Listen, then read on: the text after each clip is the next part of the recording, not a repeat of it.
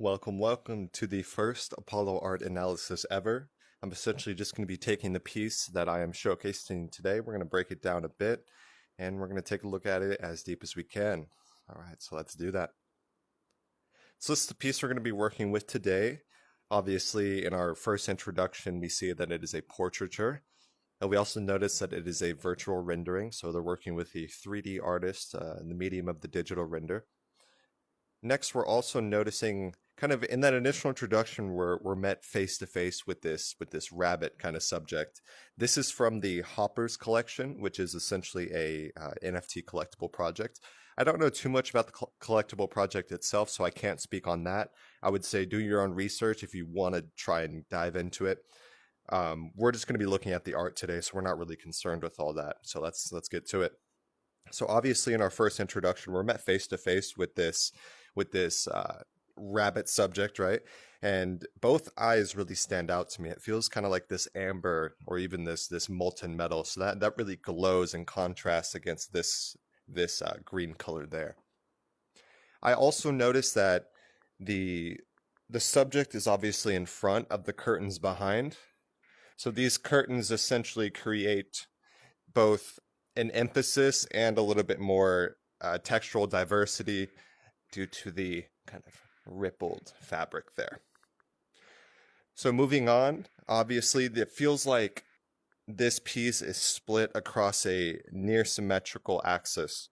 So if we were to illustrate that axis for you, it would look like that. If you look at a lot of the pieces I showcase, I do showcase a lot of near symmetry. I've encountered it quite a bit. So if you look in my writings, you'll essentially say, I reference an axis somewhere, and in this piece, this is the axis that the near symmetry is split upon. I do see some slight variations away from this, preventing it from being perfectly symmetrical or whatever. We see, sorry about that, there we go. So we obviously see there's like these kind of small band-aids. Those don't really feel too important. They are kind of just cosmetic in nature. Tell me what you think, though. Do you think that kind of plays in here? What do you think? But the things that do call my attention, though, are that of the disruption of the near symmetry with the symbol of Christ here, and then also the disruption of symmetry with the sword and the apple. So the sword is obviously a tool to confront chaos. It is the hero's weapon.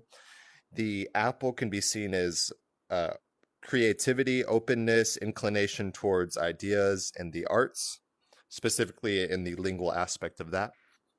And the symbol of Christ, of course, we know that. So those feel like the main little objects here. These three really pop out to you, right? And then they call our attention. So I'd also like to mention that the silhouette of our subject is iconic. You know, we know what that bunny silhouette kind of looks like. So that emphasizes itself easily, instantly recognizable. Next, the one thing I want to point out here is the chain. The chain is a symbol of status. It is obviously it's kind of started from the bottom. Now you're here. You have made it. You've been able to make it and then also afford a chain to be able to show that and not starve, of course. However, I do see the symbol of a skull here. Obviously, the symbol of death. It's hard to say how exactly that plays in, but it's definitely something to think about. What do you guys think? My personal opinion is both in combination with the sword and these two. So the sword and the skull may represent confronting chaos willingly as the hero. So this is a portraiture of someone called Cozomo D'Medici, and it is essentially a Twitter user who has been making a lot of waves in the scene, has about $7 million worth of generative art. Not just generative art, a bunch of different pieces, including generative art pieces. So the Medici family was a family in Italy. They essentially they started off pretty poor in the hillside of Italy, and then they moved to Florence, Italy. And after moving, they utilized their skill in banking as a family to rise the ranks very quickly. They gave out loans to people in exchange for favors.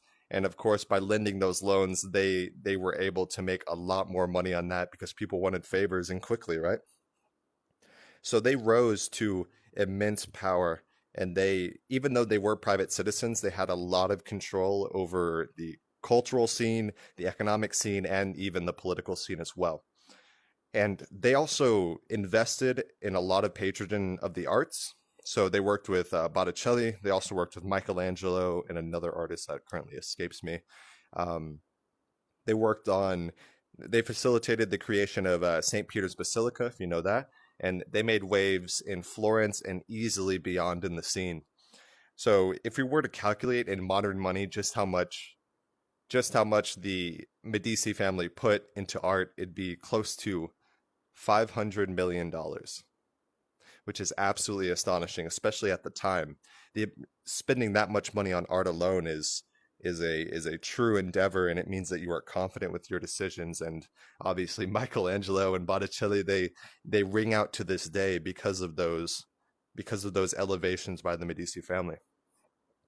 So due to the fact that it is a family that has an immense amount of power, it wouldn't be too often calling it a dynasty or a dynasty. So the Medici dynasty obviously had an immense power culturally, economically, and etc. But what I haven't told you is that this person on Twitter who has adopted the legacy of the Medici name, of course, as an alter ego or a stage name, whatever you'd like to call it, is actually Snoop Dogg. So Snoop Dogg has been working in a lot of ventures behind the scenes for a really long time. He's invested in cannabis, retail, an incredible amount of social media, digital medias. He owned his own record label. He was the chairman of another distribution company and a record label. So he's been moving in relative silence and just capitalizing on his position since the 90s to really craft his legacy. And we see that today. He believes that a lot of the space is overhyped, but the underlying technology is here to stay. And perhaps Snoop Dogg chooses this because he can make an immense amount of legacy by funding the arts with the money that he has, in the same way that the Medici family had so much influence because they funded the arts to the highest degree. And so I think that Snoop Dogg's really going for that here. And this is obviously a fan rendition of his profile pic here. He owns some pieces like copy art, and we'll bring that up real quick. So for example, let's see how I select this. There we are. So for example, this is the X copy art that the X copy piece that he has. So he doesn't have this piece, but he has one of the pieces, and this is one that we've showcased. You can kind of get a look at X copy's art style there. All right. I also wanted to bring out. Yeah, let's get this out.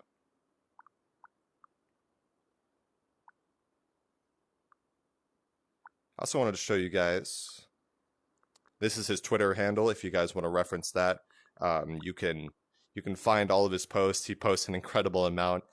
He's really, he even has an X copy art profile picture there, so easily recognizable. He's capitalizing on the Medici name, and this piece really displays a lot of status. It displays a lot of vibrancy, a lot of intricate detail, and it really, I think it brings a diverse name to the scene, which is incredibly exciting. So I hope you guys enjoyed. This is a new format I'm working with. We could even have an audience live there. But this is the new format that I'm working with, and we're going to see how it goes for future showcases. Thanks for tuning in.